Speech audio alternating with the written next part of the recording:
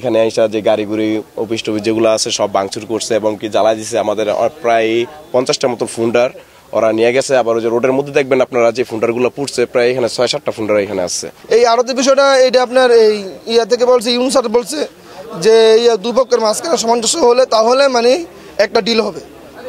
এর আগ পর্যন্ত বাকি যে পেমেন্টটা আসবে ওটা মানে আপনার সম্পূর্ণ এই সরকারি কোষাগারে জমা হবে। কিন্তু তাই বলে তো মানে সংঘর্ষ আমরা মানে জড়াতে পারি না, তাই না? সব বাহিনীদেরকে নিয়ে এসে আমাদের উপর গুলি বর্ষণ করছে এবং কি আমাদের যত গাড়ি ছিল সব লুটপাট করছে এবং কি আমাদের সব গাড়িতে আগুন লাগিয়ে দিয়ে গেছে। যে সময় মিছিল নিয়ে যাচ্ছিল আমরা পাশে ছিলাম, হেরা উপর থেকে ককলেট গুলি বিস্ফোরণ করে। আমাদের যারা আমাদের সহযোদ্ধা ছিল তাদের হাতে কিছু ছিল না, তারা উপর থেকে করছে, সেনাবাহিনীরা দেখছে উপর থেকে গুলি করতেছে, ককলেট বিস্ফোরণ করতেছে।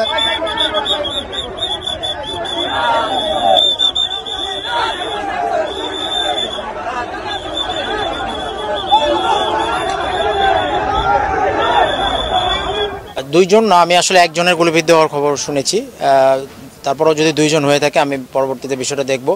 আর এই যে অগ্নিসংযোগের যে বিষয়টা, এটা অবশ্যই দুঃখজনক। বিশেষ করে আপনারা জানেন দেশে একটা বিশেষ অবস্থা চলছে। এই অবস্থায় এই সমস্ত বিষয় একেবারেই গ্রহণযোগ্য না। যেই করুক, যারা এই ঘটনায় জড়িত থাকুক, আমরা অবশ্যই তাদের বিরুদ্ধে আইনগত ব্যবস্থা গ্রহণ করব। 250-টিরও বেশি ডিজাইন অপশন নিয়ে ওয়ালটন স্মার্ট ফ্রিজ, বোঝে আপনার প্রয়োজন।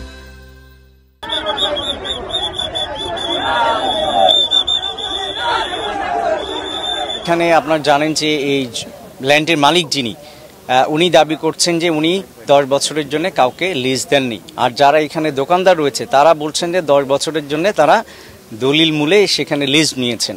তো এটি আসলে আদালতের নিষ্পত্তিযোগ্য বিষয়। আদালত যে রায়টা আমাদেরকে দিবে আমরা সেটি বাস্তবায়ন করব।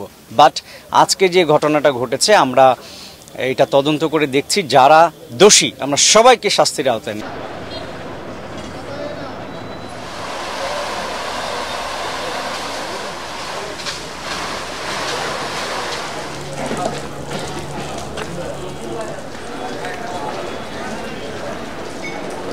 Okay.